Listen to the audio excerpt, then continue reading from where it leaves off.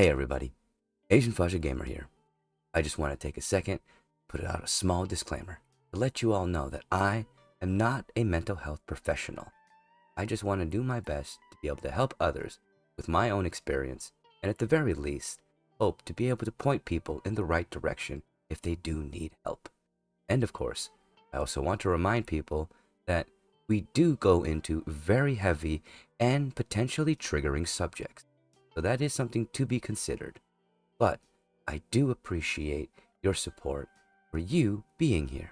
Thank you so much, and I hope you enjoy this episode of Fahzaly Advice. Hello everybody, and welcome to another episode of Fahzaly Advice.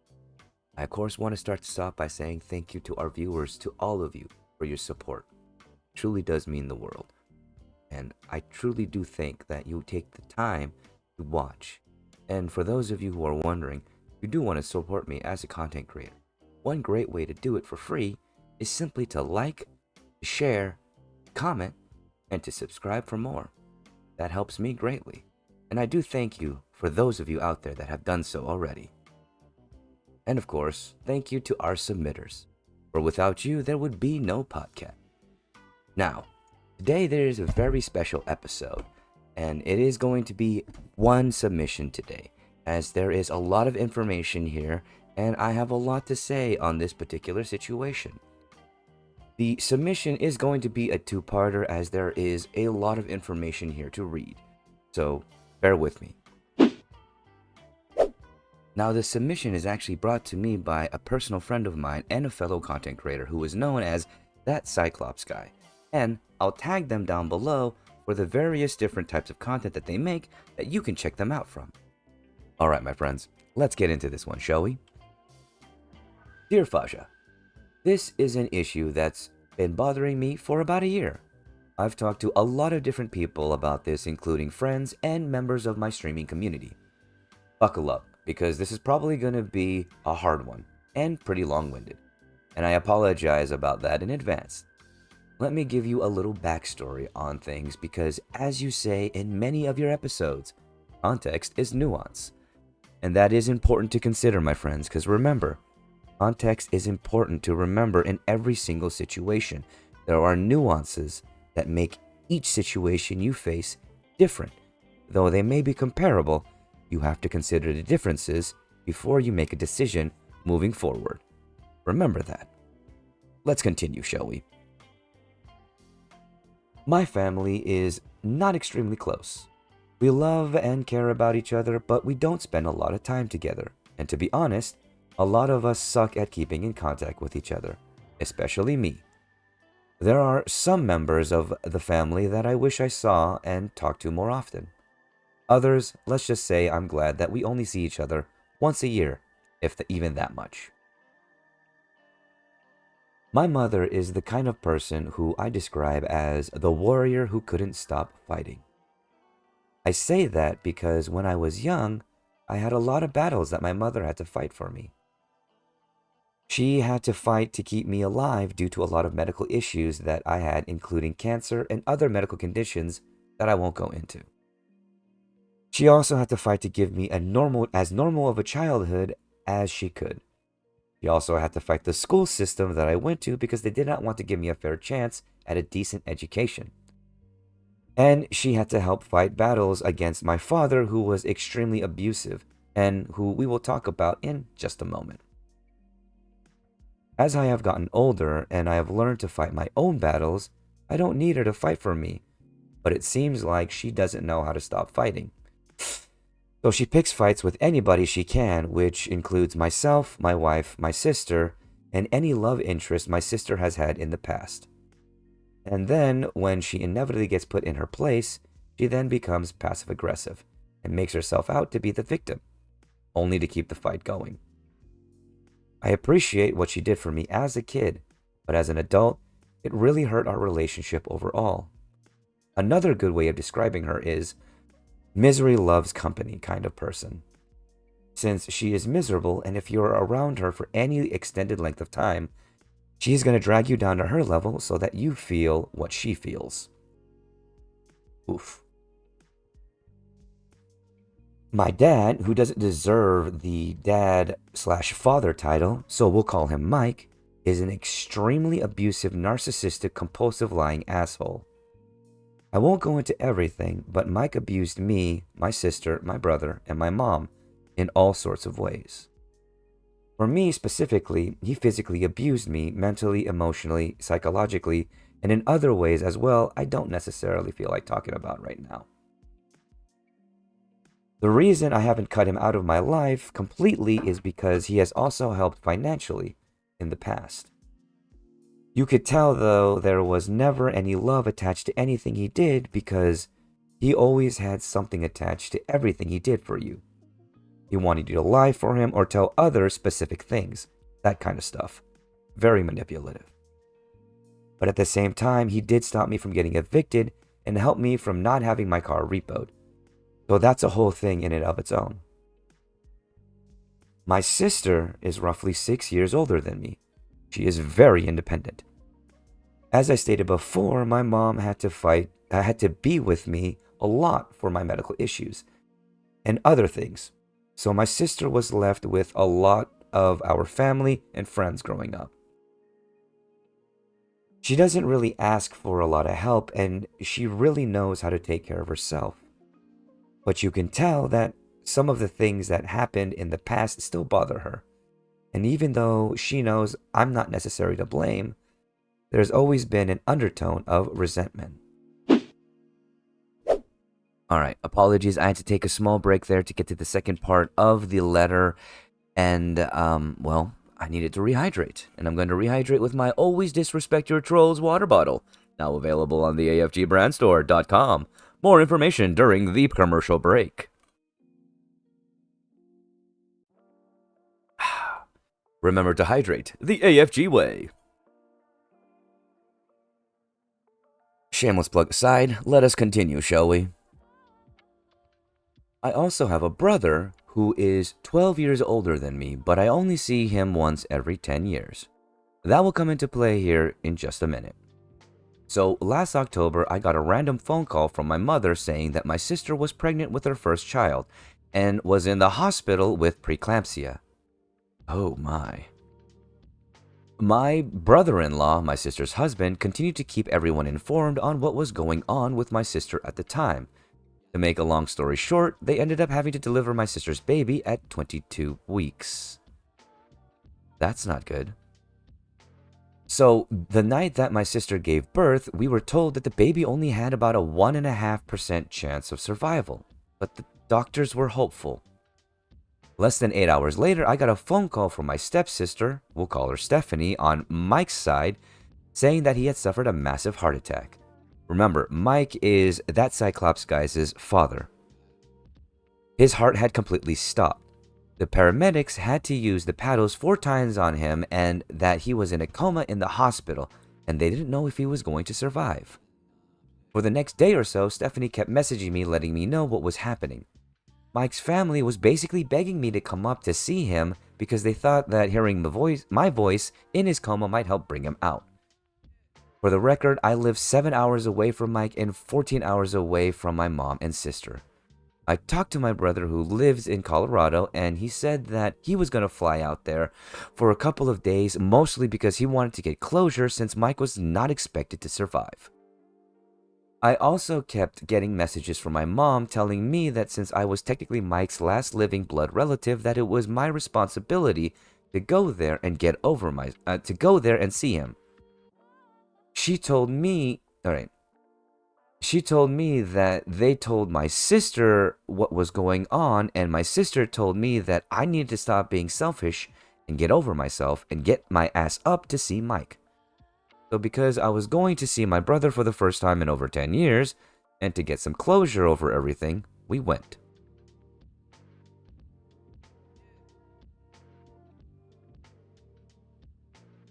Remember, hydration is important.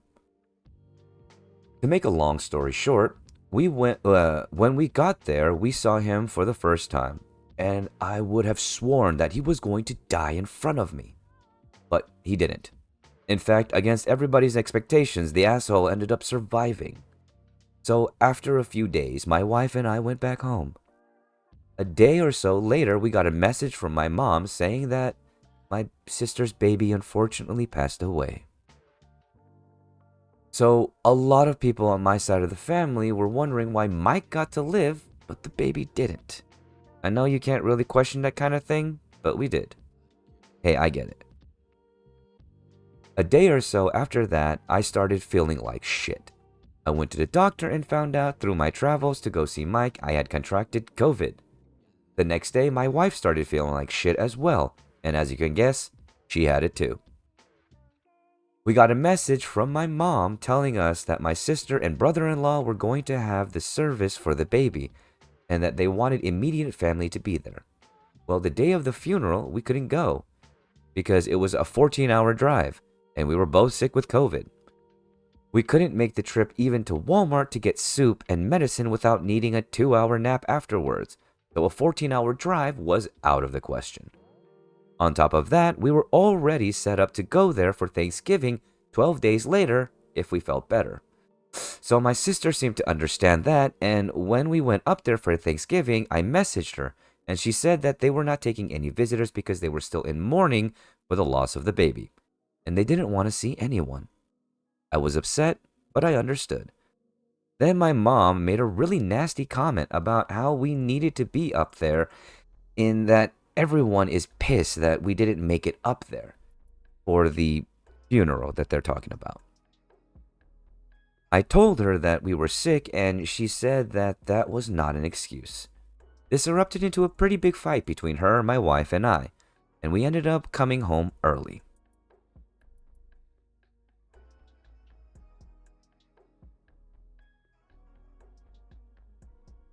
Since then, my mom has told me that my sister is very upset that we didn't go to the funeral, and that my sister hasn't talked to me in almost a year. She didn't call me on my birthday. I've called her and I texted her several times and never got anything back. But that's not uncommon with her, as she can be kind of rude with that kind of thing and always has been. So I don't know if that's just her being her or if she's actually mad, but I can't get her to answer, so I don't know. My mom has reached out to me and has somewhat apologized, but she is more passive about it than anything. When I mentioned to my mom, she told me that my sister said that I needed to quit being selfish and get my ass up to see Mike. My mom seemed to have no idea what I was talking about, making me believe that she actually lied about my sister saying that, which was one of the main reasons I went up there in the first place. If we hadn't gone up there, we most likely wouldn't have gotten COVID and would have been able to make it to the funeral. I care about my sister and even her baby more than I do about Mike. But my mom and my sister don't seem to understand that. So I'm not really sure what to do here. Should I keep trying to reach out to my sister? Should I just let the whole thing go and let her reach out to me? I don't really feel like I lost a nephew because I never got a chance to meet him, and we didn't even know that she was pregnant until she was going to the hospital. It was like telling us that she was even pregnant seemed to be an afterthought. Don't get me wrong, I was very sorry for my sister's loss, and I feel bad for her, because I don't know what it's like to lose a child like that. So while I don't feel a personal loss, I do feel bad that it happened, if that makes sense. And because we didn't go only because we were sick and didn't want to spread our germs around, and honestly, driving that far while feeling like that could have put our own lives at risk. I don't feel like I did anything wrong at all. Neither does my wife. I know there's a lot to unpack here, but some guidance on what to do would be nice. Sincerely, that Cyclops guy. Well, hey there, everybody. Did you know that Asian Fasha Gamer has a Patreon? That's right, everybody, and we're here to tell you about it together. Subscribers have a chance to see content early, as well as request content on higher tiers. That's right. You can ask Asian Fashion Gamer to read you a story, talk to you about lore or gameplay, or many other things. But wait, there's more. Subs that have been stayed around for 3 months or longer get special gifts. And if we reach our stretch goal of 10 subs or more, we will continue to add more to the Patreon, making it better for all of you. So please consider, at the very least, checking out Agent Fahzaly Gamer's Patreon. Maybe subscribing and supporting him. And of course, we thank you for your time.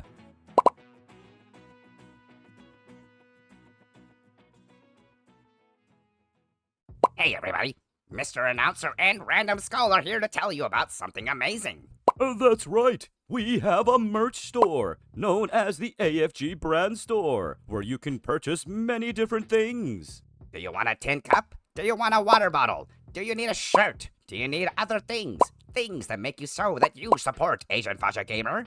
Well, check out the AFG Brand Store. But wait, there's more. That's right. We are going to be continuing to add to the merch store. On the monthly, we'll be adding in new designs as well as, of course, introducing discounts for all of you. So check out the AFGBrandStore.com.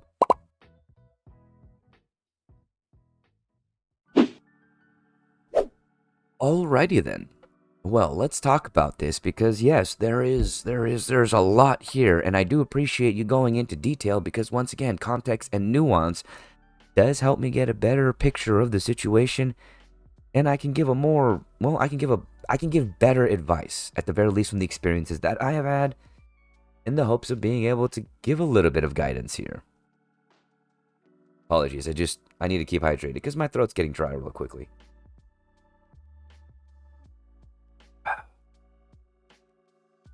Now, this whole situation seems like a series of unfortunate events and tragic events, with a sprinkling of unfortunate coincidence in between. And I'm going to put this out there right now in the beginning of what I'm going to say here, which is, I don't think you did anything wrong at all, and you were thinking about the safety of yourself and others. The thing is, the COVID scare might have passed us by. But COVID illnesses in general are still very serious. And the older that we get, the more serious that they get. And I'm not saying this in any mean way, but your mother's no spring chicken. And other people that are probably your family, that part of your immediate family that might have been there, more than likely were probably going to be older.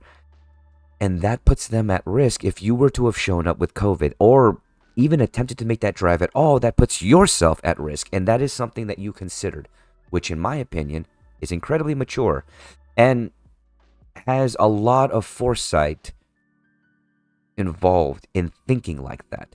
And that deserves some commendation. Now, I understand the emotional standpoint here for everyone. I understand why your mother is upset, to be honest. I understand why your sister might be upset. We don't really know in your sister's instance because she hasn't really answered you back or given you any clarity in this situation. The thing is, well, actually, we'll touch on that in just a moment as I continue my thought. So, as it stands, you were thinking about the safety of everybody based off of the situation that you had in front of you. And there's nothing wrong with that. Now, to think about whether or not you may have not gotten COVID if you didn't end up going to go see Mike and all of that, that's all circumstantial and substantial. Well, that's all stuff that is a could have, would have, may have, and we don't know. We don't know. But we can talk about the weather twos and Y4s all we want. But it doesn't change what happened. What happened is you got COVID. You were sick. And you acted accordingly. There is no shame in that. And for anybody who wants to show up in the comments to say something or this or that, don't. I mean, if you want to, go ahead, but realize that your comment is inane and unnecessary, because when it comes down to someone and their health, they make the considerations, not other people. You made the decision that you needed to for yourself and what you thought was right for you. And that's all that matters. And the decision that you made was for the safety of the majority, the safety of yourself, the safety of your wife, and the safety of possibly anybody else that may be at those proceedings mourning the loss of that child, which is sad. It is tragic. But at the same time, I can understand your detachment. I can. Some people might think about this as somewhat monstrous, but one moment. Here's the ultimate truth of it. And something that some people may not want to face, especially the people who deem themselves compassionate, empathic, or the like. There is apathy in our everyday lives, in one way or another. It's a matter of how you consider it, and it's a matter of perspective. And though this particular analogy might seem incorrect, consider the implications before you judge, and listen for a moment. The foot does not consider the ant as it steps forward. That is how life is. We have considerations, and we have things that we do not see, or things that we know of, but do not think of consciously. Does that make us monstrous? No. That makes us human. And there's nothing wrong with that. Do not vilify yourself because you are human.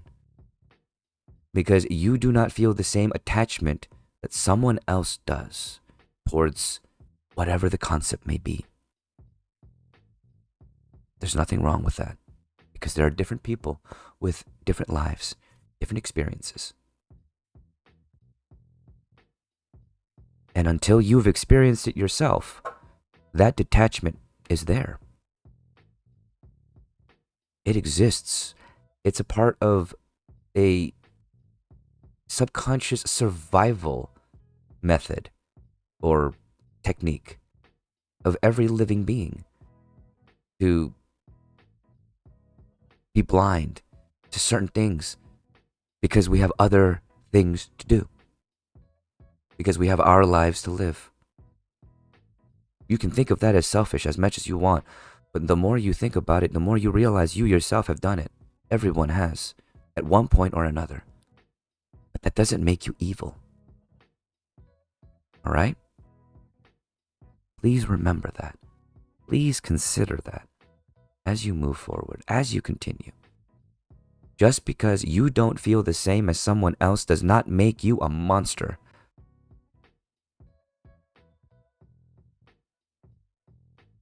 There is no harm in your thoughts. There is only harm in your actions. That is where it is determined. What do you do, not what you think? Because your thoughts will run through a myriad of stages. We will see and think of so many things, terrible things, good things, and everything in between. Because it is human to err. It is human to think, to imagine, to consider, to create, and make mistakes. But we cannot say that someone is less than because they have yet to experience. Because they don't feel the same as you do. We don't live in a world where everybody thinks the same. We shouldn't want to live in a world where everybody has the same perception, has the same experiences. Because how dull and gray a world that would be is not one that is living. It is simply that of existence, and it is not something that we need or want.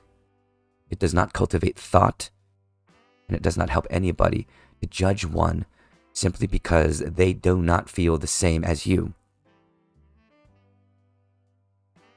But remember, when it comes to that thought process, once again, as much as everything in life, context and nuance must be considered.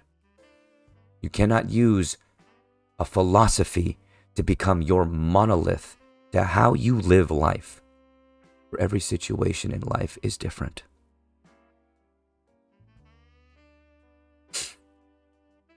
So when it comes down to your sister, one moment while I hydrate once more.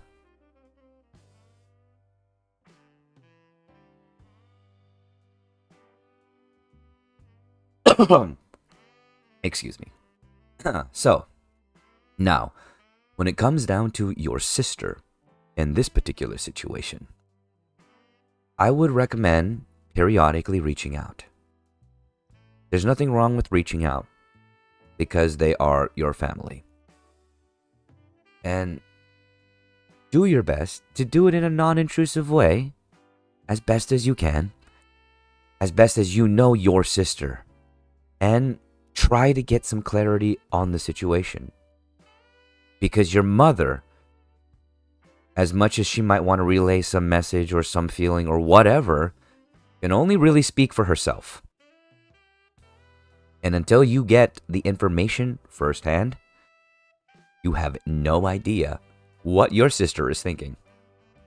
And then take everything anybody else says about what your sister might be feeling with a grain of salt until you get the truth.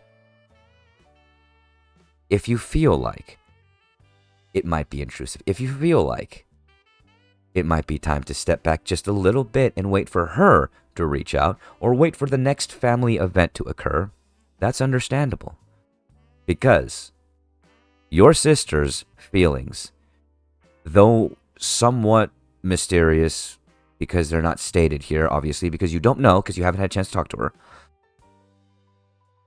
I can tell you right now, the loss of a child, no matter if they had only a chance to take a breath or if they never had a chance at all, that loss affects people. And it shouldn't be something that is waved away. And it shouldn't be something that is easily overcome. Some people it might be. But for a lot of people, that loss of what could have been, of all of the things that in the moment when they realized that they were pregnant, there was thousands, if not millions of thoughts that were going through your sister's mind of what could be, of what the future is, of what it will hold and what it was and what it would be. All of that came crashing down the moment she heard the doctor tell her, "I'm sorry." And until you go through it, which I hope you never, ever have to, until you go through it, you have no idea how painful that is.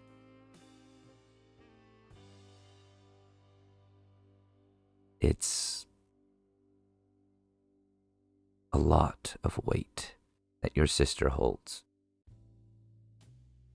And whatever your mother may be saying,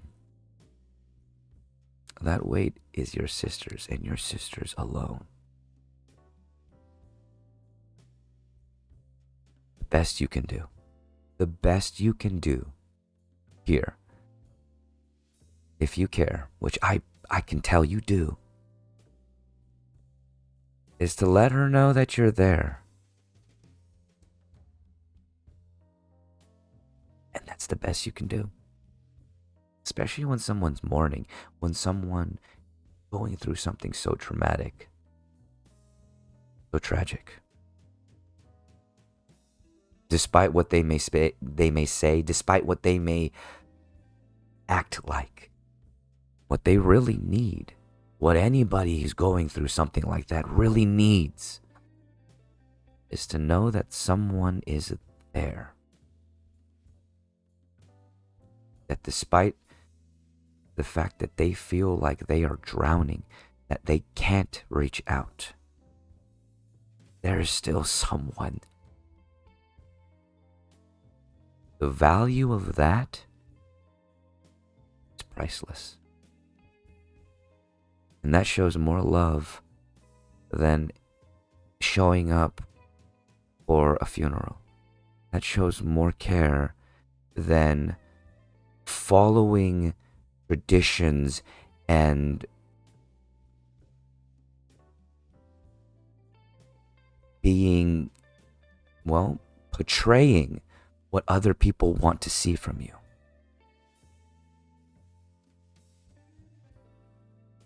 I mean, we live in a world where too often we let media kind of guide how we are supposed to think, feel, and be. But we are people. We are not characters. This isn't some grand stage. This is life.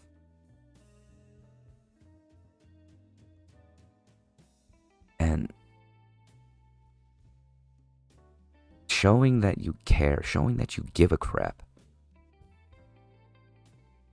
can mean so much in the dark. More than what media will tell you or otherwise.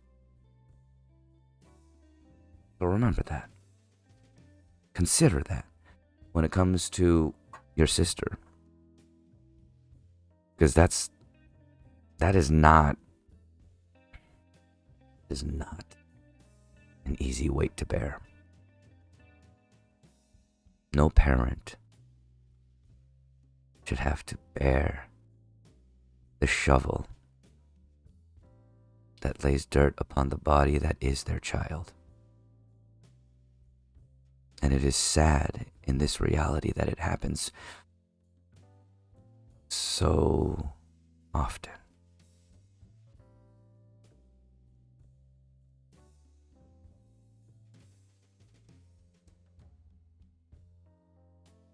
Now, let's move forward. When it comes down to your mother. When it comes down to your mother, ultimately, it's just gonna be that cycle. I hate to say it, I have met people like that a lot. I have people like that in my family. When it comes down to it, they just can't stop fighting. They can't stop. They don't know what it means to surrender, nor what it means to stand down. When you've been fighting all your life, that becomes your natural state of being. And the silence, and there's no fight to be had, is so loud. It is so loud. So I can be at the very least sympathetic to what your mother's somewhat going through when it comes to that. But once again, because I know that, I also can tell you, really take what she says with a grain of salt. Truly. Don't put too much weight in what she says unless, of course, she's trying to talk to you about how she feels. That's the truth.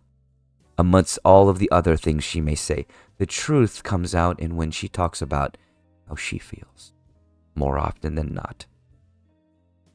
So listen for that.